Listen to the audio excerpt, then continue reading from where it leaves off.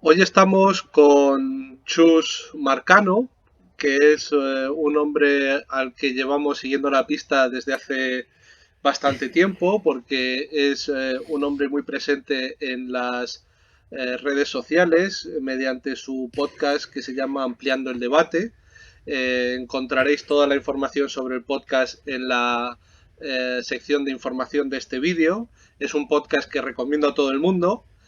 Yo soy un fiel seguidor. Me parece que lo que dice Chus no lo dice nadie. Y que además es un hombre que ha tratado la cuestión de la soberanía monetaria y de la salida del euro varias veces. Chus Marcano es licenciado en Bellas Artes. Además dirige las ediciones Jardín de Monos, que también es una editorial muy interesante, y tiene una página web muy interesante sobre tipografía que se llama unostiposduros.com, Sí. que también os recomiendo, y también pondré la información en la sección de información. Chus en su podcast, usa la palabra, no la imagen, por lo tanto, pues hoy nos va a acompañar solamente con la palabra porque es el ambiente donde él más cómodo se encuentra. Chus, muchísimas gracias por compartir este rato con Ampliando el Debate, iba a decir, con salida del euro. Con salida del euro. Muchas gracias a ti, Carlos. Al final es lo mismo, todos tenemos el mismo objetivo común, con lo cual nos podemos intercambiar, no pasa nada. Desde luego, la mayor parte de las cosas las compartimos, desde luego. Bueno, Chus, te voy a hacer las dos preguntas que hago a todo el mundo que participa en salida del euro, ¿no? Son dos preguntas. Como sabrás, una es ¿por qué crees tú que hay que salir del euro? Y la segunda pregunta es ¿cómo crees tú que se debería salir del euro? Es decir, ¿qué pasos crees tú que deberíamos dar para salir del euro y hacerlo de una manera lo menos traumática posible? Tienes todo el tiempo que quieras. Muchas gracias, Carlos. Bueno, antes de nada, pediros disculpas a todos los oyentes por no mostrar mi imagen, pero es una decisión personal mía que Carlos ahí no puede. Eso lo he exigido yo, no es una cuestión de Carlos, es mía. Bien, la idea fundamental es que yo no soy economista, yo soy licenciado en Bellas Artes, he sido profesor, bueno, y por otras circunstancias de la vida ya no lo soy, pero mi formación proviene de lecturas autodidactas y sobre todo de cómo se aprenden estas cosas, que es a base de hablar con gente que sabe mucho más que tú.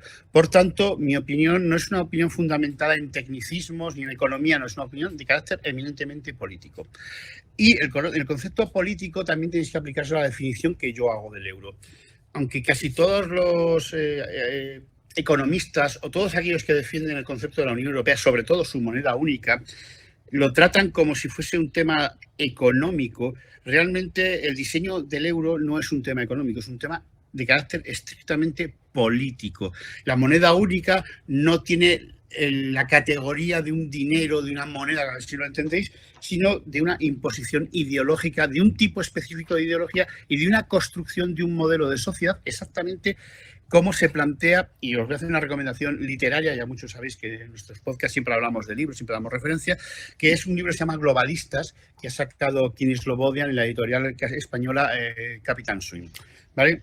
¿Qué es el euro? Bueno, el euro es un arma política que tiene una serie de funciones, a mi entender.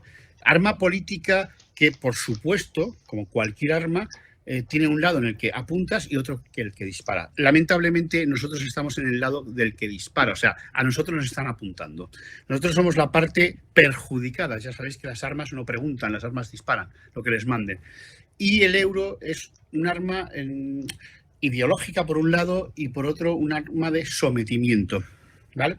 Y lo vamos a explicar de una forma muy simple. Mira, cuando Jacques Delors plantea el euro, porque Jacques Delors, socialista, afiliado al Partido Socialista francés, es que se le puede llamar socialista a lo que había en Francia, plantea una integración de la moneda única en 3 fases, ¿vale?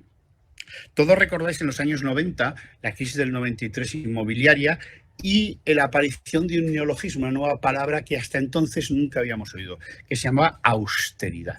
¿vale? Esa palabra austeridad proviene precisamente de las indicaciones de la segunda fase de convergencia del euro para hacer economías convergentes.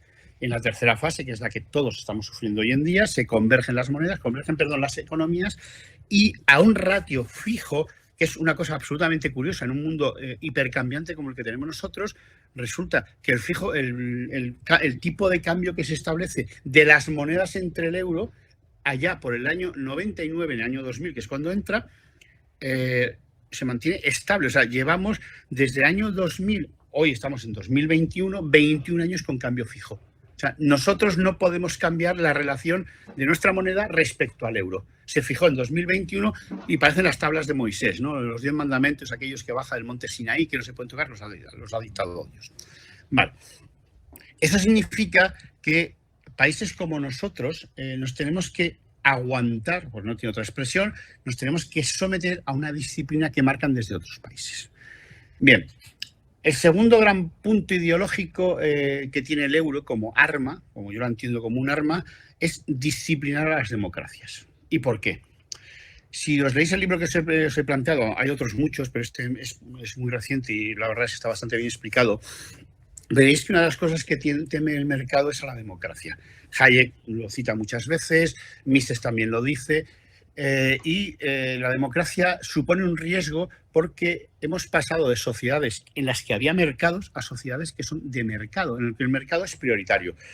Algunos diréis, no, eso no es verdad. No, solo tenéis que ver el discurso televisivo, el discurso los más mierda, como siempre los he llamado y siempre los seguiré llamando, respecto al mercado. Y te dicen, no, la soberanía, porque si hacemos esto, la política decide que hay que hacer esto, los inversores van a dejar de venir. O si planteamos derogar la reforma laboral, los actores económicos van a decir que en este país no se puede. Bueno, ¿cómo nos libramos de ese problema, del problema que tiene todo el liberalismo, el ordoliberalismo alemán con la democracia? Pues poniéndote un arma en la cabeza, en la sien, que te dice que si no haces las cosas como yo te digo, te dejo de proveer de dinero. Como, además diréis, bueno, eso no lo pueden hacer. No, ya lo han hecho en Grecia. Yo recuerdo las amenazas a los griegos. Las amenazas que al final acabaron siendo sumisión y humillación de un pueblo. O sea, yo no entiendo una sociedad de socios, un conjunto de socios, un club, donde un socio, dos socios, se permiten humillar a los demás. Eso no es un club, es un club de sadomaso. Pero o es monetarismo sadomasoquista, porque como socio igualitario de los clubs, yo tengo derecho no, simplemente el Banco Central Europeo dijo que no les iba a proporcionar más dinero, iba a hacer un default. Entonces la excusa del euro, aquella que viene en el Tratado de Maastricht, que dice que es para arreglar, para mantener la estabilidad y sobre todo tipos de interés bajo y demás, la ayuda del grande, al final es una filfla. Vale. Cuando se diseña el euro, y eso es lo que os acabo de contar en el Tratado de Maastricht, aquel que todos firmamos tan alegremente, aunque hubo muchos que nos negamos a él, que decíamos que no, establecía que el euro servía para mantener unas relaciones comerciales más estables, más fáciles, y que los problemas cambiarios que existían en aquel momento de la fluctuación de las monedas desapareciesen. Bien, eso sí es verdad. Y eso funciona así porque es el espíritu único del euro. La Europa de los mercaderes, no la Europa de los ciudadanos. Eso nunca ha sido verdad. Es la Europa de los mercaderes. Esa concepción liberal de que es el mercado el que provee el bienestar, que solo podemos vivir siendo homo economicus, que hacemos transacciones económicas, nos vendemos mercancías a cambio de dinero. Punto pelota. Es esa idea tan absolutamente absurda que tienen estos liberales, estos ordoliberales. ¿Y por qué me meto con ellos y no con la socialdemocracia? Bueno, pues me meto con los liberales porque gran parte de los postulados ideológicos del euro son de los liberales y de los ordoliberales, especialmente Schäuble. ¿Os acordáis de aquel ministro de Economía alemán que iba en silla de ruedas? Vale. Esa función del euro como disciplinador de la democracia, al final lo que hace es que los pueblos no puedan decidir de forma soberana cuál es su futuro. Y tal y como tú, actuando como un padre, le dices a tu hijo lo que puede y lo que no puede hacer, porque lo consideras un minusválido, lo consideras una persona que no tiene las capacidades suficientes para decidir per se, le estás diciendo, hazlo por aquí. Es que hay un enorme riesgo de que se equivoque, pero si es que es su vida, cojones. ¿A ti qué te importa que se equivoque? Si para eso estás tú, su padre, para ayudarle, no para imponerle. Bueno, pues Europa, en esa parte, pensando que podría haber veleidades comunistas, como les pasó a los italianos en los años 70 y los 80, o podría pasar en España, que ya tiene aquellos antecedentes de la Segunda República Comunista, esa que tú y yo no conocemos, que nunca hemos visto, porque yo nunca entendí que la Segunda República fuese comunista ni nada que se le pareciese, pues vamos a disciplinar al sur. Y disciplinar la democracia del sur significa someterlo, ¿vale? ¿Y cómo te someto? Voluntariamente. Es casi como los contratos, los EULAs de cuando firmas algo en el Facebook o en el Twitter. Si la gente se los leyese, vamos, no lo firmaba ni de coña. Pues esto es lo mismo. El Tratado de Maastricht es una EULA parecida a las del Facebook, la de Apple o la de Twitter o la de todos estos sitios, en la que aceptas, de una forma muy alegre, que un país, uno solo, domine tu política fiscal. Perdón, me he equivocado, tu política monetaria. Los estados soberanos, aparte, como decía Hobbes, aparte del uso de la violencia, de forma el monopolio de la violencia, tiene el monopolio de la emisión de moneda.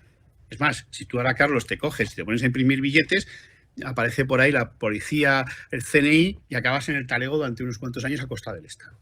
Porque la emisión de moneda es una de las prerrogativas de los estados-nación contemporáneos, ¿vale? Antes estaba reducido al sistema oro y demás, pero hoy en día con el modelo fiduciario, más que nunca, la única moneda válida es la que el Estado provee. Imagínate qué tipo de acuerdo, de chance hemos montado, que le hemos permitido a una tercera organización que no tiene nada que ver con nosotros, que no controlamos bajo ningún punto de vista, que es el Banco Central Europeo, a que sea él el que emite nuestra moneda. Por la gracia de Dios. ¿Y por qué un Banco Central Europeo en el modelo liberal ha de ser ajeno a la política? Es una cosa que siempre me ha llamado mucho la atención. Porque no vaya a ser, como dicen ellos, que los políticos metan mano en la caja. Es que ese es el trabajo de los políticos, curiosamente. Nos venden que los bancos centrales son una especie de seres de luz mágicos que saben lo que necesita la economía y la emisión de moneda en cada momento. Cuando realmente los bancos centrales son organizaciones supeditadas a las instituciones del Estado que elegimos nosotros. Es una cosa que a casi nadie le suele acordar. El Estado es una entidad cuyos representantes, que es el poder ejecutivo, y el legislativo lo elegimos los ciudadanos, que por eso se llama democracia, es una elección básica. ¿Qué sentido tiene que haya una institución que mantiene una de las prerrogativas fundamentales de los estados-nación, que la lleva a su antojo, sin tener que darle responsabilidad, o sea, no tiene responsabilidades de ningún tipo, puede hacer lo que le dé la gana, puede hacer lo que le quiera, porque está exenta de rendir tributo como tienen que rendir tributo todos los demás. O sea, tú eres un ciudadano que cometes un delito y pagas por ello. El Banco de España lleva sin supervisar a los bancos españoles toda su puñetera vida. Nos comemos la crisis del 2008 y no pasa absolutamente nada, señores. Ahí están, cobrando sus sueldos maravillosos, dándole a los que despedían 3 veces más finiquito del que le corresponde por ley. Mientras nosotros nos dicen que tenemos que trabajar hasta que nos muramos en el puto puesto de trabajo. Así. Pues ese es el papel del Banco Central Europeo. Disciplinar a las poblaciones, bajo el falso paradigma de que la emisión de moneda es algo que tiene que estar alejado de la democracia. Volvemos al trasunto de los liberales. Todo aquello que son cosas del comer, las cosas que realmente a ti, a mí, a los que te escuchan, les interesa, no las pueden llevar los políticos que son los que elegimos. No vaya a ser a que caigamos en el populismo y en la demagogia. Lo hacen los técnicos. Eso es mucho más bonito. Y un señor con intereses dudosos, desconocidos por lo menos, te diga por dónde tienen que ir las políticas monetarias, no de un país, sino de 340 millones de personas en 27 países. Y que esas políticas económicas no son cosa de los ciudadanos, son cosa de los expertos. Tócame los cojones, experto. ¿Por qué? Porque los expertos, como todo el mundo, tienen intereses y están vendidos. Porque tú y yo estamos vendidos a nuestras ideologías, a nuestras miserias, a nuestras grandezas, pero estamos vendidos. Y ellos no son seres blancos de luz. Entonces, te mantiene esa postura de que las cosas del comer, el dinero no se puede tocar. Eso es algo técnico. Tú no sabes nada, que eres un puto ignorante, básicamente. Bien. Si tú consideras que eres un patriota, alguien que entiende que el Estado-nación es un conjunto de derechos y obligaciones para todos y cada uno de sus ciudadanos, yo quiero tener la responsabilidad y el derecho a decidir mi puñetero futuro. Aunque me equivoque, me puedo equivocar. Yo puedo cagarla, tomar una decisión errónea, como si no lo hubiésemos hecho en nuestra vida. Me he equivocado, punto. Ya veremos cómo lo arreglemos. Pero hasta que eso llegue, yo no soy un niño al que me tienen que decir cómo tengo que hacer las cosas. Bien, el otro gran problema que tiene el euro, a mi entender, por lo que nos debemos de salir, te lo voy a explicar en cuestiones matrimoniales. Vamos a suponer que te casas con una señorita y tú que eres filólogo y que te gusta la filología y a ella le gusta el fútbol. Entonces, cuando llegas a casa todos los días a las 8, pues te pone un partido de fútbol de la Liga, de la Eurocopa, de alguna de estas sandeces del pan y circo de los romanos, que a ti te desagradan sobremanera. Al principio, por amor, bueno, lo soportarás, pero llegará un momento en que los intereses tuyos y los suyos diverjan, porque siempre han divergido, jamás han convergido, ¿vale? Entonces, esa situación de tensa, violenta, de llegar a casa después de todo el día trabajando y querer encontrarte cierto grado de tranquilidad que esta persona no te da, solo se soluciona de una forma. Y es tú por su lado y yo por el mío. No es porque tú seas mala persona, no es porque yo sea mala persona, no tiene nada que ver con eso. Tiene que ver con intereses y peculiaridades de cada ciudadano de forma distinta. Si entre dos personas hay divergencias en los comportamientos, en las actitudes, en los gustos, imagínate entre países. Imagínatelo. ¿Por qué lo que le gusta a los alemanes me tiene que gustar a mí, que soy español? ¿Por qué lo que le gusta al portugués le tiene que gustar al italiano? Es más, no solo le tiene que gustar, ¿por qué tiene que serle útil, bueno o necesario? Que son temas de los que nunca se habla. Lo que es bueno para un país exportador es malo para un país de servicios, que de hecho, curiosamente, es el papel que, gracias al PSOE y a Felipe González y a José María Aznar, nos asignaron los europeos, el papel de los fontaneros y camareros de Europa. O sea, sector servicios. A pesar de todo eso, seguimos teniendo un sector manufacturero que, de hecho, está demostrando ahora mismo que a pesar del COVID se está recuperando mejor y aumentando las exportaciones a todo trapo. Porque seguimos siendo un país pequeño, un país mediano, aunque seamos la quinta economía de la eurozona, pero que todavía tiene arrojo y potencia, a pesar de los pesares. España es buena a pesar de los españoles, sigue siendo un gran país. Bien, firmamos un acuerdo, unas arras matrimoniales, en el que establecíamos puntos que beneficiaban sobremanera a ciertos países en perjuicio de otros. Has tenido aquí hace poco a Jorge Amar, hablando del famoso informe del Comité Europeo, en el que es una trola, ese informe no se lo creen ni ellos, porque asume de una forma, lo puedes volver a dejar en la descripción porque es muy interesante para leerlo, porque asume que los griegos en estos años de miseria y sumisión, que no han perdido nada, no han perdido ni un duro en riqueza ni en crecimiento de la riqueza, eso no se lo cree absolutamente nadie, y que nosotros hayamos perdido solamente 12.000 euros en estos últimos años, eso no se lo cree absolutamente nadie. Las cantidades tienen que ser muchísimo mayores, porque los crecimientos alemanes son muchísimo mayores. Bueno, aparte de la pérdida de riqueza, ya hemos pasado la fase esa que decía, no, es que con el euro todo va a ser atar perros con longaniza. Y resulta que ya somos, ¿cómo se dice? Ya somos... somos pagadores netos. O sea, ya pagamos mucho más de lo que recibimos. De hecho, este año vamos a pagar, con la salida de los ingleses, casi 2.000 millones de euros más a la Unión Europea, al presupuesto, aparte de la parte del azúcar y los aranceles y demás, que eso va por otros caminos. Vamos a pagar 12.600 millones de euros al presupuesto europeo y vamos a recibir, creo que son 11.000 o 10.000 y algo. O sea, ya tenemos unos 2.000 millones ya de diferencia a favor de ellos. Ya la parte económica, que ya de las infraestructuras y demás del euro, pues como que no. Empezamos a pagar. Bueno, la otra gran idea del euro, que nos perjudica enormemente, es la convertibilidad fija. O sea, eso que no se puede convertir. ¿Por qué? Nosotros no somos una economía exportadora, somos una economía de servicios. ¿Vale? Los alemanes son una economía exportadora.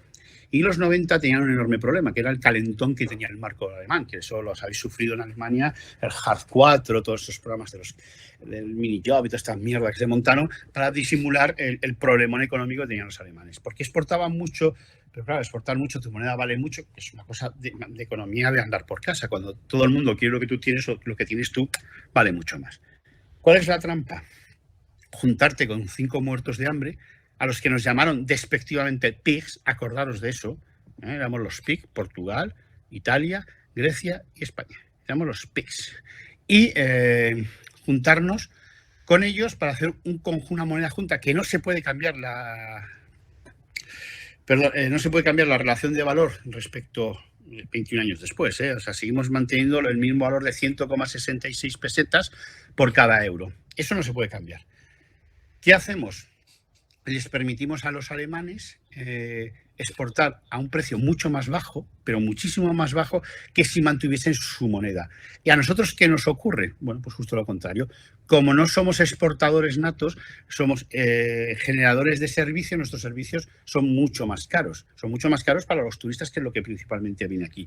Con lo cual, esa competitividad que teníamos en la época de la peseta, de la devaluación, las muchas devaluaciones que tuvo la peseta, que no pasa nada, me parece que hay un mito de que es que si devalúas, eres no, perdona. La peseta es una moneda, un sistema de pago, un sistema de acumulación de valor, y el Estado soberano puede hacer con él lo que le salga la punta a las narices. Si necesita devaluarlo por una cuestión de deuda o de solvencia, o para hacernos más interesantes en esa tan cacareada competitividad mundial, lo hace y punto. Y no pasa absolutamente nada. Y nunca ha pasado nada, Vayamos a que nos digan, no, es que nos vamos a arruinar la solvencia. No, mentira, todo una absoluta patraña. Ahora estamos haciendo como hicieron los argentinos en los años 90. Nos hemos dolarizado. En vez de llamarle dólar, se llama euro, y estamos dependiendo de una moneda que no nos corresponde y sobre la que no podemos hacer absolutamente nada. Si eso no es venderte al enemigo, ya me explicarás tú, Carlos, qué cojones es venderse a un enemigo. Porque no tenemos soberanía de ningún tipo. Y diréis a alguno, bueno, es que eso no es tan importante. Bueno, no es tan importante, depende.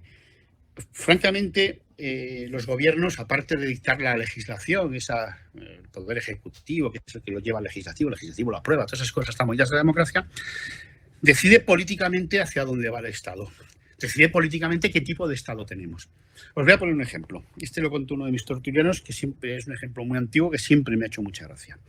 En la época de Thatcher, en los años 70, cuando Thatcher llega al poder y demás, es cuando curiosamente se descubre en el Mar del Norte, compartido con la parte de Noruega, los grandes fondos de los depósitos de petróleo del Mar del Norte, y se empiezan a explotar, ¿vale? Entonces, ahí hay las dos caras de la misma moneda. Los ingleses, el thatcherismo, dice que eso para BP y para Shell. Y la BP y la Shell lo siguen manteniendo y ganando el dinero. Perdón. Y Noruega dice, no, vamos a hacer el mayor fondo de pensiones que existe, un fondo capitalizado que existe de pensiones, que es el noruego, sobre las extracciones o los recursos que obtengamos del Mar del Norte, para que beneficie a la población. ¿Vale? Eso es política. Eso es pura y dura política. Yo decido qué cojones hago con el dinero que tengo. Marinadera y Madrid, los dos ejemplos extremos. En Marinadera te puedes tener una casa por 15 euros si vives en el pueblo.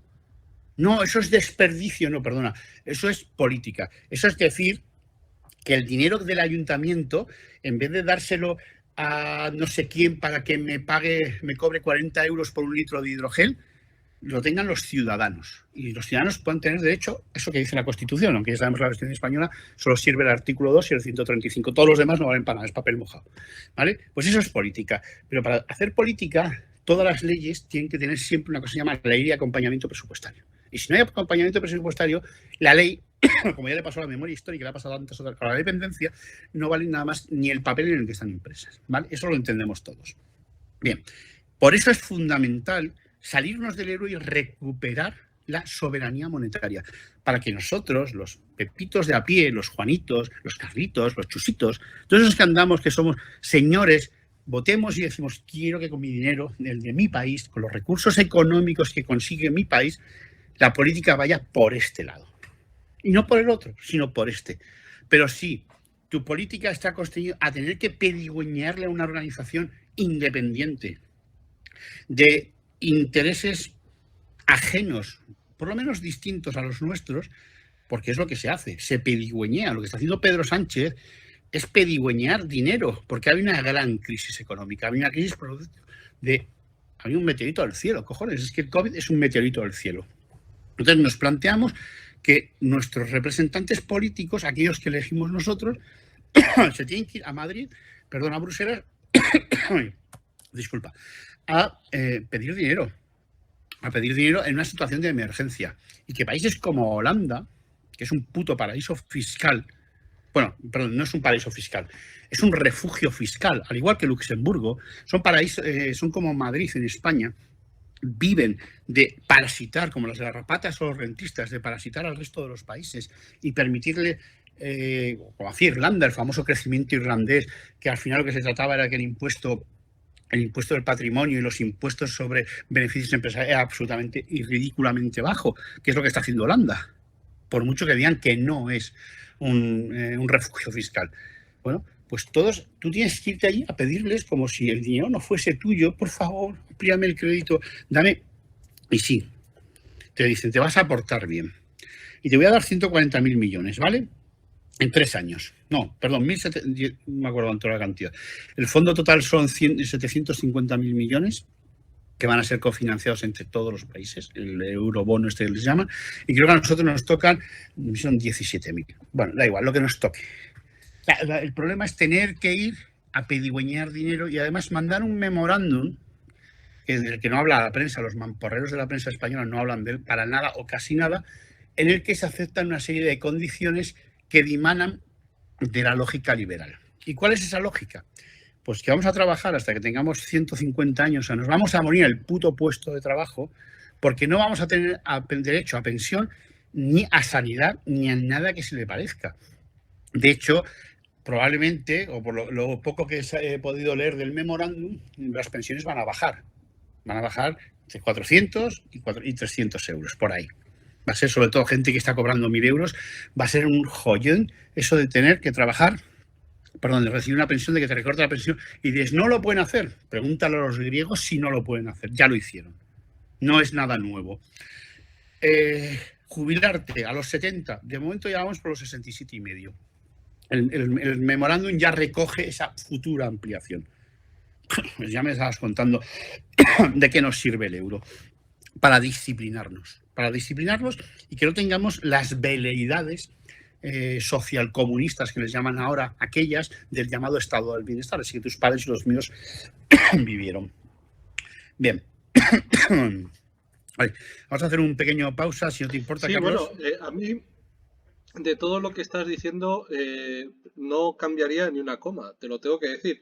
Y además, lo que más me gusta de lo que dices es el estilo, porque el que no quiera entender, pues que no lo entienda, ¿no? Que no lo entienda, sí. Pero es que no se puede decir más claro. Es decir, en el momento en el que tú renuncias a emitir tu propio dinero, estás permitiendo que alguien que no está legitimado te diga lo que puedes o no puedes gastar.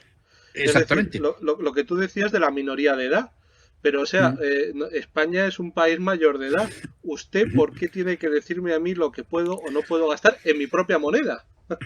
Pero yo creo que es lo que tú dices, ¿no? El tema del dinero fiduciario. El dinero, y es lo que la gente yo creo que le bloquea, no es una mercancía. El dinero no es el patrón oro, como tú decías. Y el euro es una manera de volver a ese patrón oro, es decir, de volver al dinero mercancía, porque la mercancía es algo que se te puede acabar. Entonces, ¿dónde está el dinero? Pues en Holanda, como tú dices, en Países Bajos, en Alemania, y como ellos tienen el dinero oro o lo que sea, pues son lo que te lo tienen que dejar. Dices, señores, que no, que España lleva emitiendo moneda de manera soberana mediante tecleos informáticos desde 1971 que se acabó el patrón oro. Sí, correcto. El dinero son tecleos informáticos en el Banco Central y España tiene el Banco Central de España, que es el que crea el dinero de España. Correcto. Es que hay una cosa, bloqueo mental, ¿no? Sí, pero no es bloqueo, es educación, es cómo te enseñan qué es el dinero. A mucha gente le preguntas cuántos tipos de dinero hay y resulta que solo entienden los billetes y las monedas. Cuando tipos de dinero, las llamadas M, las masas monetarias, hay M0, M1, M2, M3, M4. Vale, son diferentes tipos con diferentes liquideces, ¿vale? Eso da igual, porque a tus oyentes y a los míos no les interesa ese tipo de disquisiciones. Solo os voy a recordar una cosa. ¿Por qué Nixon se carga el patrón oro? Que es una cosa muy importante. Parece una gilipollez, pero no. Resulta que ya se ha demostrado que en la Primera y la Segunda Guerra Mundial, épocas excepcionales, el patrón oro constreñía la economía. ¿Por qué? Es como, lo voy a poner, cuando era profesor, imagínate que un día llego, de hecho, Stephanie Kelton en el libro de Teoría Moderna pone este ejemplo que siempre me ha encantado. Me parece una cosa, yo tengo una serie de puntos como profesor y a los alumnos empiezo a darles puntos. Bueno, pues tú tienes un 6, tú tienes un 7. Y llega un momento en que me quedo sin puntos y un alumno que tiene un 10 solo le puedo dar un 3. ¿Vale?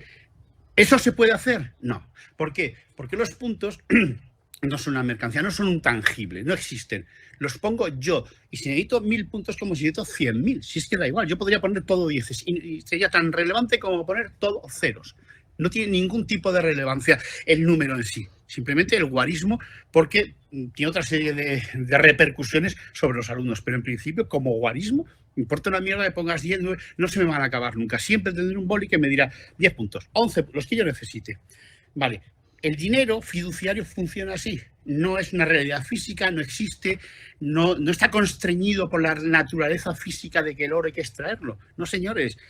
En los años 70, cuando Nixon manda a tomar por culo el patrón oro, que es una cosa de lo más sensato, porque además el patrón oro, cuidado, es igual de fiduciario que es el dinero fiduciario. O sea, el patrón oro es asimilar que algo que se llama oro tiene valor. Bueno, pues no, perdona, chicos. El valor no existe, el valor es una convención social, al igual que es la belleza. Una cosa que no es una convención social es la gravedad. Eso no es una convención, eso está ahí. Tú puedes decir, yo no creo en la gravedad. Te tiras por el balcón y te vas a la hostia de tu vida. Pero, ¿por qué? Porque es independiente de tu opinión. Sin embargo, el dinero, el concepto de dinero, yo recomiendo el libro de Félix Martín, Dinero, publicado por el RBA, el dinero es una entidad social y como todas las entidades sociales está a nuestro servicio, no al revés. Aunque mucha gente entiende que es un mérito, un medio en sí mismo y que no sé qué, no sé cuánto. No, es una decisión colectiva. Aunque nadie le haya preguntado en tu puñetera vida si quieres tener dinero y el tipo de dinero que tienes. Pero no tiene más relevancia que la unidad de cuenta. No te puedes quedar sin números. No te puedes quedar sin dinero si tienes la emisión soberana. Como tú has dicho, Carlos, sí me quedo sin dinero cuando tengo que ir a un prestamista a pedírselo. Ahí ya no tengo decisión soberana. Ahí será la buena voluntad del prestamista y los intereses que acepte o las condiciones políticas, en este caso, que acepte, las que me permitirán tener o no tener, disponer de esa unidad de cuenta, de esa unidad de medida, que es, al final, una forma de reducir la soberanía nacional, no solo en temas económicos, sino en temas políticos. Porque el memorándum que ha mandado el puñetero Partido Socialista Obrero Español, el puto PSOE, a Europa, es un memorándum de resignación, de condiciones económicas que a ninguno de nosotros nos han preguntado. ¿Tú te quieres jubilar con 70 años? Pues yo no. ¿Qué quieres que te diga? ¿Tú quieres tener una pensión digna? Pues ellos no quieren que tú la tengas. Ellos quieren que te metas una mierda de fondo capitalizado al estilo de los chilenos, que ahora, por cierto, se lo van a volver a cargar. Entonces, el euro es una decisión política, pura y dura. Vale. Bueno, ya me he cedido lo suficiente. Ahora vamos a hablar de cómo se sale del euro. Claro, es que yo creo que lo que acabas de decir, yo creo que es no se puede discutir, es indiscutible, ¿eh? Cualquiera que diga que esto no es verdad, bueno, pues que lo diga, pero es que es tan verdad como que es de día, ¿no? Sin embargo, creo que en la sociedad española hay más de un 30% de personas que estaría de acuerdo con este análisis, ¿no? Pero ¿por qué este análisis no tiene más implantación quizá en la ciudadanía? Pues por la segunda pregunta, ¿no? Hay gente, yo conozco a gente que dice, bueno, es que salir del euro vamos a dar al interruptor de la luz y no se va a encender la luz. Vas a abrir el grifo y no va a haber agua. Vas a ir a la tienda y no va a haber pasta de dientes. O sea, la gente tiene este miedo que por otra parte se comprende que tenga este miedo, ¿no? Porque es un miedo irracional, pero lo que nos venden es esto es inevitable. O el euro o el caos absoluto.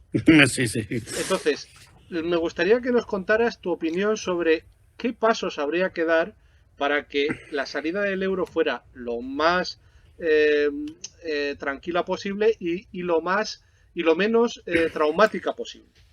Bueno, mira, hay una cosa que has dicho sobre que no vas a tener pan, no vas a tener luz, que ya ha pasado. O sea, eso ya ha pasado en Grecia. Y curiosamente, ha pasado en Grecia estando dentro del euro. Vamos a dejar... Fuera del euro no sé lo que hay porque, bueno, sí lo sé. porque tenemos otro ejemplo que ahora os contaré. Pero dentro del euro ya sabemos cómo funciona la disciplina europea, la Troika, esa organización que nadie ha votado, que nadie ha elegido, que no existe legalmente, que es capaz de humillar a un país. Y humillar a un país significa humillar a sus ciudadanos uno detrás de otro y hacerlas pasar putas. Porque es lo que les han hecho a los griegos. Por mucho que digamos que es que Siri, da igual. Es una decisión política de su pueblo. Votaron a quien votaron. ¿Qué pasa? ¿Que aquí se vota mal? No, los pueblos votan lo que tengan que votar. Te podrá gustar o no te podrá gustar, pero es una decisión democrática. Ahora, si lo que estamos hablando es de que no hay democracia, eso es otro tema. Pero en principio, humillar como humillaron los griegos, a los griegos, perdón, a los griegos, joder, también, a los griegos por una decisión política, me parece indignante, me hace una miseria. Entonces, todo eso que te dicen de los miedos del euro, eso podría pasar en España si nos llegásemos a mantener la disciplina fiscal que nos pide. Ya lo han demostrado, ya se sabe cómo se hace. Ya tienen las herramientas, ya tienen los medios, ya te pueden decir, como dijo Draghi en su momento, creo que era Draghi, mañana no vais a tener dinero en los puñeteros cajeros y os lo vamos a retirar y a tomar por culo.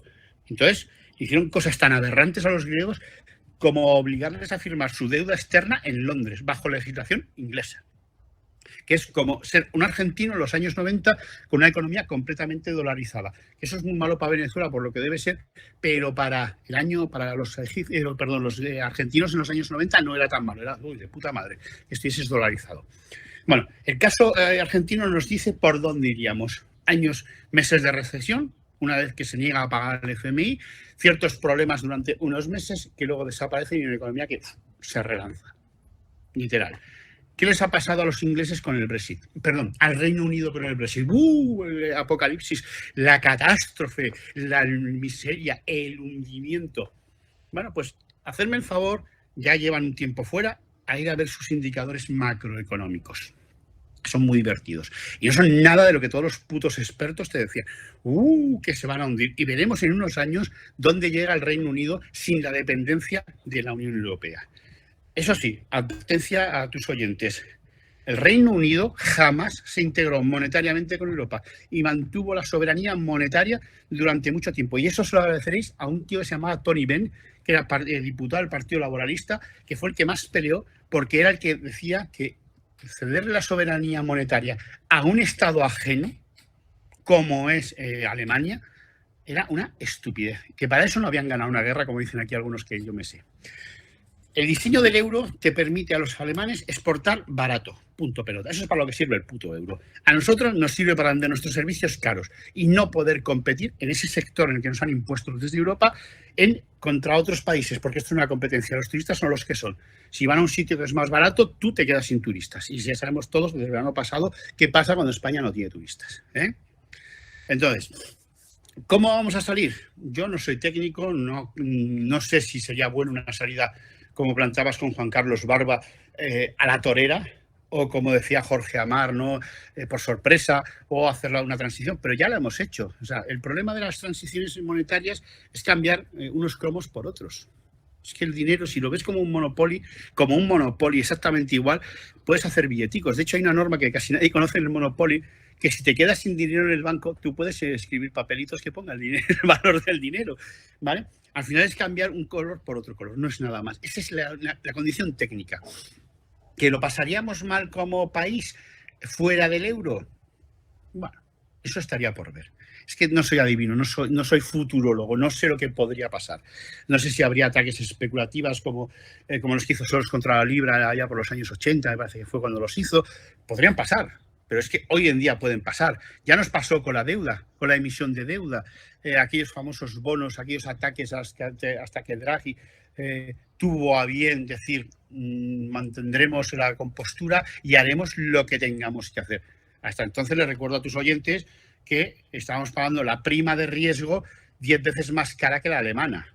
Entonces, eso a todo el mundo se lo ha olvidado ya. Resulta que dentro del euro, porque el euro parece funcionar muy bien cuando las cosas van de puta madre, pero cuando las cosas van mal, el euro, yo me lavo las manos y tú te buscas la vida. Nuestras primas de riesgo fueron absolutamente brutales. Salían todos los días en la prensa. ¿Por qué? Porque eran escandalosamente altas. Sin embargo, los alemanes pagan una prima de riesgo bajísima. Bueno, si eso es lo que vamos a sufrir, bienvenido sea.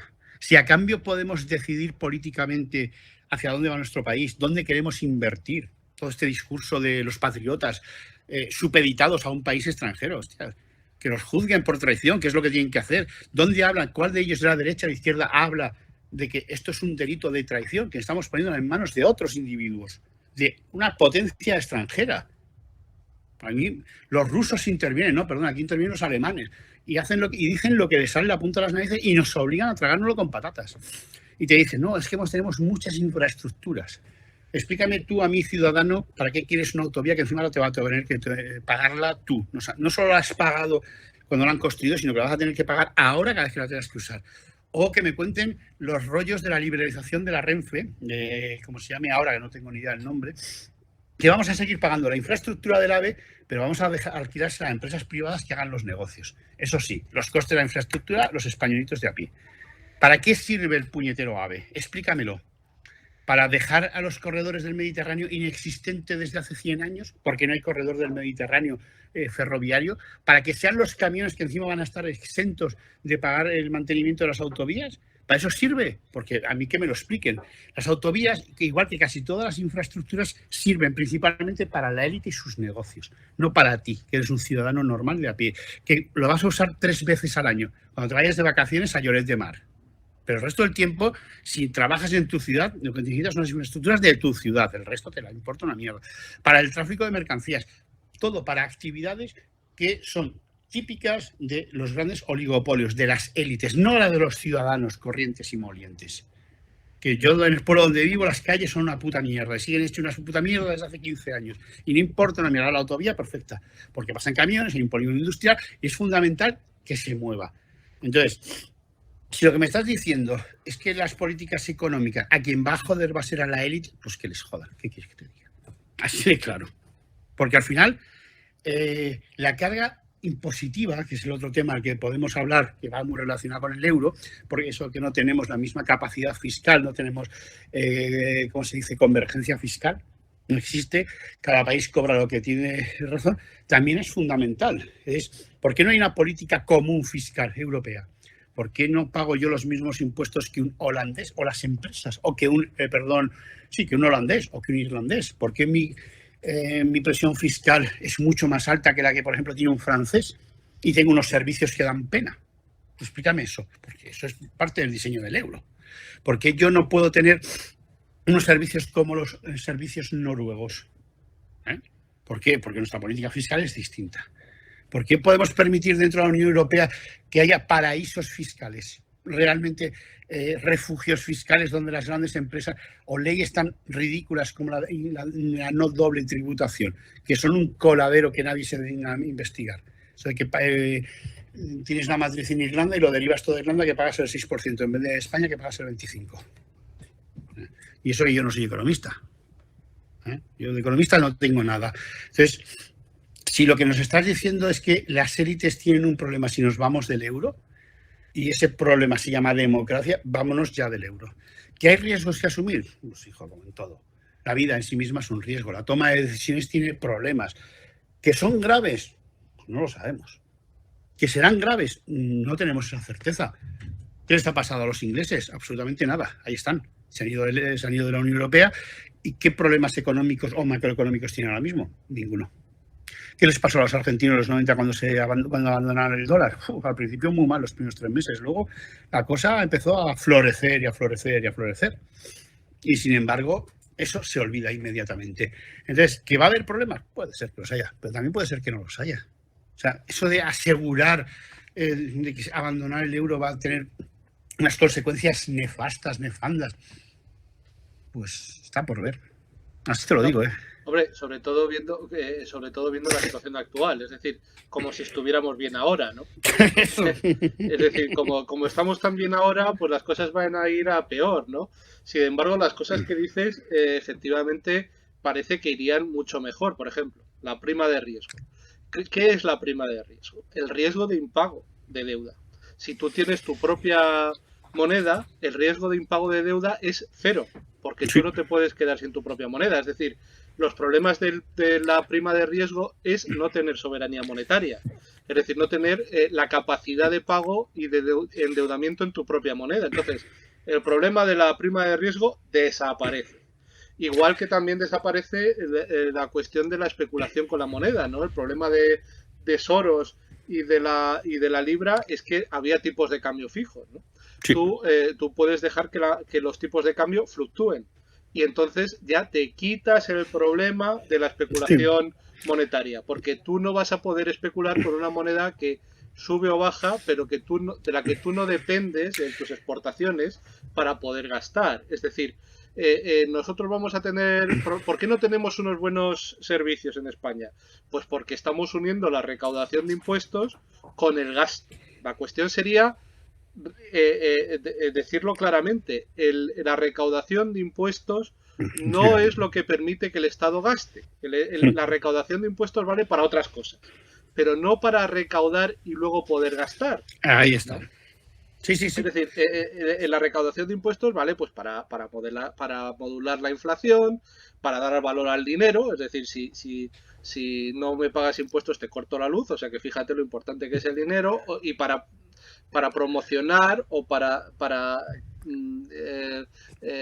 no promocionar ciertas actividades económicas, ¿no? Pero no el Estado que emite su dinero no necesita ni recaudar impuestos ni emitir deuda para poder gastar.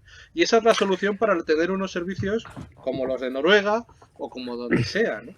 Y la idea es, Carlos, la un punto. cuestión es cómo, si tú sales del euro y de repente tienes la moneda y tú la capacidad de gasto, ¿cómo hacer que la economía no se desestabilice? A ver, vamos a ver. Desestabilizar la economía significa hundir ciertos sectores, ¿vale? Eso ya ha pasado, nos acaba de pasar. El sector primario y el sector terciario, durante la pandemia, ¿qué les ha ocurrido? El sector manufacturero está funcionando, vuelve a funcionar, ha estado casi arrasado, hemos perdido más que otros, pero nos hemos recuperado mucho más rápido. ¿Por qué un sector como el sector terciario, el sector el turismo, coño, se iba a desfondar o iba a desequilibrarse? ¿Cuál es el argumento? ¿Cuál es la razón en el futuro porque no viniesen los turistas y qué razón iban a tener para no venir? Esto no es un Egipto o una Argelia donde hay un atentado terrorista que te capa todas las posibilidades. Esto es un país que dentro de lo que cabe tiene cierto grado de seguridad y de tranquilidad, ¿vale? Entonces, ¿qué va a pasar? Que los turistas no van a dejar de venir. ¿Por qué? Dejan de venir cuando el país es inseguro o cuando es muy caro. Y con una soberanía monetaria, esa tan temida devaluación de la peseta sería un arma, como de hecho fue un arma en los 70, en los 80 y en los 90. Y si no, que se lo pregunten al PSOE, que lo hizo 3 o 4 veces seguidas. Y conseguimos, a cambio de eso, aumentar, porque ya no recuerda que en los años 80 el turismo no llegaba más que creo que eran 4 millones de personas, 5 millones de personas, y no las cifras que tenemos ahora, que son 60 y 70 millones de visitantes anuales, que es creo que es el 15% del PIB, ahora mismo lo que produce el turismo. Entonces, esa caída de esos sectores, como has dicho, perdona, ese desestabilizamiento a base, ¿cuál sería la causa? Una agresión extranjera, los alemanes nos atacarían, los franceses, se negarían a comprar nuestros productos por una cuestión de dignidad, de orgullo. En el mundo del comercio, como bien dicen los liberales, la única información necesaria es la del precio. Y si tu precio es mejor que el de los demás, toda la información, pues eso dicen los liberales, o nos están mintiendo los liberales. Porque yo no entiendo muy bien que haya una causa que permita que todo un sector, el que sea, el sector terciario, el industrial, la fabricación de automóviles, que se vaya al garete de la noche a la mañana. A menos que sea una acción premeditada de sabotaje, evidentemente. Eso es otra historia. Pero en unas condiciones de mercado como las actuales, con multitud de compradores, de vendedores, de agentes económicos, cuyos, según los liberales, el único elemento que necesitan de información es el precio, ¿cuál es la razón para que uno de nuestros servicios de repente dejase de funcionar inmediatamente? Yo no entiendo, o sea, lo veo como una especie de falsa predicción, ¿no? Va a venir el lobo, va a venir el lobo. Si aquí hace 100 años que no hay lobos. Entonces, si me dices, oye, imagínate que Alemania hace esto. Pues si Alemania hace eso, habría que pedir responsabilidades a Alemania. Pero en principio nuestro modelo productivo después de haberlo arrasado el PSOE, en los últimos 30 años, el modelo industrial, lo que queda ahora mismo se está recuperando perfectamente. Nuestro factor, de hecho, los PMI industriales, los de exportación, los podéis buscar, que son públicos, y estamos funcionando mucho mejor de lo esperado, mucho mejor que ningún país de la eurozona. El turismo todavía no se está recuperando, pero veremos a ver lo que pasa en verano, dentro de 3 meses, perdón, de 2 meses. A ver, no vamos a tener los 60 millones de visitas, pero bueno, aunque tengamos 30, 40, por lo menos la cosa empezará a rular. Entonces, si además tenemos soberanía monetaria y devaluamos la moneda, que es lo que creo que me quieres preguntar, aunque no te atrevas a hacerlo directamente, nuestra moneda sería muy barata. Venir a España sería un destino turístico por excelencia. ¿Qué nos pasaría? Y eso sí que hay que decirlo, los productos importados, las cosas que traemos del exterior, serían muchísimo más caras. Yo que ya tengo una edad, recuerdo que mi padre, que la primera vez que trajo un vídeo a casa, ya por los años 90, creo recordar, el vídeo costaba 150.000 pesetas, que era el sueldo de una persona durante un mes. ¿Vale? Pero tú ibas a comprar comida, los productos básicos del día a día, que es lo que les pasó a los argentinos exactamente igual, eran súper baratos, porque tenían el precio del producto y de la mano de obra aquí. Cuando tienes que importar productos de otro sitio, incluyendo la energía, que eso es un factor muy importante a tener en cuenta, sí que salían mucho más caros. Pero lo que es el día a día, si no te querías comprar un vídeo cada 2 meses, no tenías mayor problema. Nos tuviésemos unos niveles de renta de la hostia, pero la gente se vivía. Y os recuerdo que en los 90 y en los 80 casi ninguna madre trabajaba, ¿vale? Era el padre el que llevaba en aquella época. No quiero decir que queramos volver a esa época, que quiera volver a eso, pero a unas condiciones económicas completamente distintas. 3, 4 hijos y un solo sueldo en casa que daba para vivir. Con apreturas, con estrecheces, pero no con miserias. Ahora mismo se trabajan las 2 personas todo el puto día, los hijos están solos y abandonados en casa y no llegan a fin de mes. Tenemos una tasa de pobreza en las familias la más alta de Europa. Ni Rumanía, por Dios. No, sí, yo lo que te quería decir es que ni siquiera hace falta devaluar los tipos de cambio, hay que dejar que fluctúen, que sean los que tengan que ser. Si efectivamente salimos del euro y la moneda se devalúa, pues muy bien. O sea, que no es una cosa que nos deba preocupar, porque una vez que es flotante no está sujeto a la especulación monetaria que estabas diciendo, ¿no? Y yo creo que tienes toda la razón, es decir, aquí esta gente se creen que son la última Coca-Cola del desierto. Señores, que el mundo es muy grande. Tenemos a China, tenemos a Rusia, tenemos a la India, tenemos a Brasil. El mundo es muy grande y nosotros tenemos que empezar a hablar con otras personas, igual que los británicos. Te quiero decir que si tú coges lo que produce Alemania, nada de lo que produce Alemania no hay alguien que lo produzca mejor y más barato. Entonces, el valor añadido, sí. A mí me vale igual un turista chino que un turista alemán. A mí me parece que es igual, ¿no? Y los coches, pues son mejores los coreanos. O sea que creo que lo que tú dices, lo que estás diciendo es que una vez que tú eres soberano, tienes un Estado soberano, la capacidad de maniobra del Estado es capaz de contrarrestar cualquier tipo de problema que desde luego no lo encontraríamos a la hora de salir del euro. Es decir, nos pondrían palos en las ruedas, nos harían la vida imposible, pero la capacidad de actuación de un Estado plenamente soberano, sobre todo si eso políticamente, ¿no? Lo que tú has dicho de que esto es una cuestión política, si se organiza bien, seríamos capaces, con nuestra soberanía, de salir de cualquier tipo de problema, sobre todo teniendo en cuenta la situación tan catastrófica con la que estamos ahora mismo, viviendo, sí, ¿no? Sí. Dos generaciones perdidas, ¿no? Sí.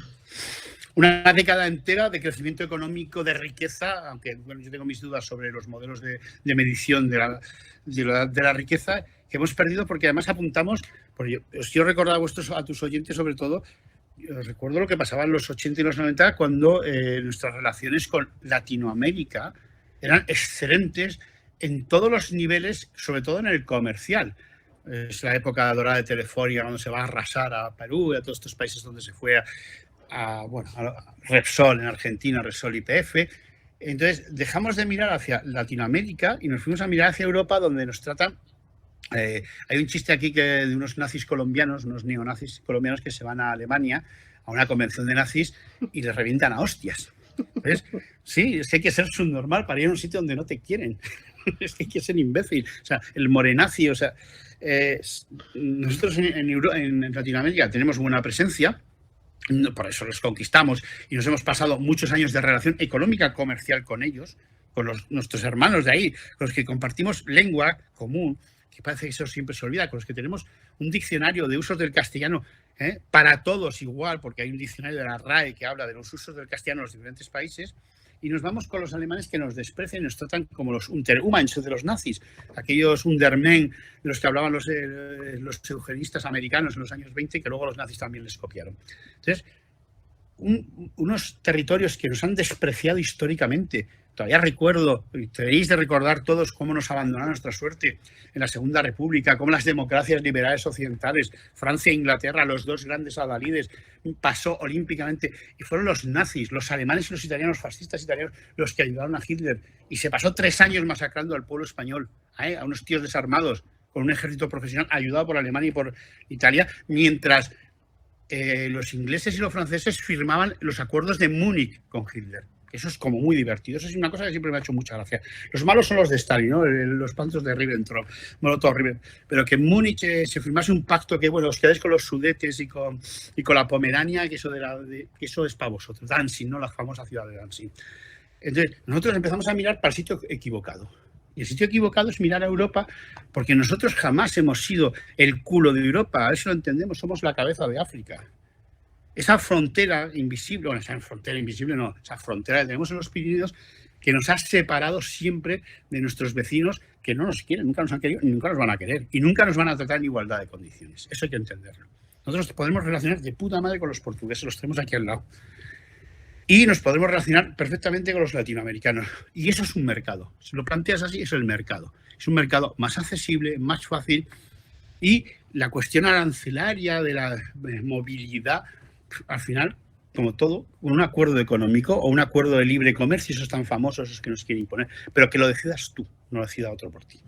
Como decía Machado, procura meterte en política porque si no, la política la van a hacer. Y no la haces tú, la hará otro y probablemente contra tus intereses. ¿Vale? Sí. Está claro que a nosotros siempre nos ha ido bien cuando hemos ido a nuestro aire y cuando no hemos tenido... nadie se ha inmiscuido en nuestros asuntos. Ahí es cuando España ha hecho las cosas bien, ¿no? Hablabas, bueno, en fin, de la conquista de América y de todas estas cosas, ¿no? Bueno, nosotros somos un pueblo tan capaz como cualquier otro de gestionar nuestra economía y no necesitamos a nadie que nos diga, como la señorita Rottenmeier, que esto lo puedes hacer o esto no lo puedes hacer, ¿no? Oye, Chus, pues me parece que ha sido muy interesante tu punto de vista, como siempre, sobre todo el estilo. Por favor, el estilo no me lo cambies, porque a mí lo que más me gusta de tu podcast, de Ampliando el Debate, es la manera de contar las cosas, porque claro, hay mucha gente que dice, este tío no se está enterando, y dice, bueno, en tu caso es porque no quieren enterarse. Porque no quieren enterarse, sí. Claro. Y entonces ya es un problema irresoluble, pero sobre todo esa manera que tienes de contar las cosas tan claras y de una manera tan indiscutible, me parece que hacéis una labor en el podcast impagable. Y por favor, no lo dejéis. No lo vamos a dejar. Nos vamos a tomar las vacaciones de verano, como los funcionarios que somos, o éramos, julio y agosto, pero sí, vamos a seguir. Yo entiendo que hay que mantener un nivel de discurso asequible. O sea, tu programa, que todo el mundo entiende de qué va, no hay discusión posible. O sea, tú puedes decirme que yo me equivoco, que es verdad, que me puedo equivocar sin mayor problema, pero intento que siempre que lo que contamos es desde la honestidad intelectual, lo que yo considero que es lo correcto, y sobre todo no escondiéndome en subterfugios idiomáticos, léxicos, semánticos, para que yo no hablo de cosas marcianas, extrañas, hablo del lenguaje de la calle para la gente de la calle, que es la que de verdad es el pueblo. A mí los otros, ellos expertos y demás, a mí me importan bastante poco. Están pagados, siempre están comprados. Eso de la decencia en este tipo de gente no existe. Entonces, nosotros procuramos hacer unos programas asequibles. O sea, yo quiero que la gente entienda cuál es nuestra postura y por qué. O sea, que yo no soy un vendehumos ni un vendemotos. Yo tengo una postura política, la mía. Y te la explico lo más sencillo que pueda, porque entiendo que todo lo demás es esa postura de no, es que tú de esto no sabes, no hables. No, perdón, hijo. Pues lo que hacemos algunos es leer mucho, entendernos de muchas cosas e intentar traducirlo. Lo comemos, lo digerimos y luego lo vomitamos.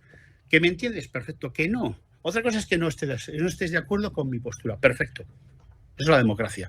las diferentes posturas políticas sobre los diferentes temas. Te puede gustar lo que yo digo o lo que no, pero por lo menos quiero asegurarme de que en el programa lo hacemos de forma inextenso, que os enteréis de lo que contamos. Sí, sí, y ojalá hubiera más programas así, ¿no? Yo creo que este tipo de pensamiento crítico, donde los más media nos dicen que solamente hay un solo tipo de pensamiento, un tipo de... Bueno, pues lo que hace falta es más programas como el tuyo, ¿no? Donde el pensamiento crítico es lo que manda, ¿no? Y efectivamente lo que necesitaríamos serían más programas así. Pues a ver si Muy es bien, verdad, Chus. salen muchos. Que a ver si es verdad y salen muchos que yo estaré encantado de escucharlos. Bueno, ya antes de que eso os voy a recomendar a tus oyentes que escuchen un programa que se llama La Linterna de Diógenes, que es otro de esos programas absolutamente fantásticos. La Linterna de Diógenes. Pues también sí, pondré un link. Del profesor Arcadio, maravilloso. Un Muy programa bien. muy bueno. Bueno, Carlos, muchas gracias por invitarme. A ti, un abrazo y seguimos en contacto. Exactamente, y que sigas haciendo muchos de estos. Muchas gracias.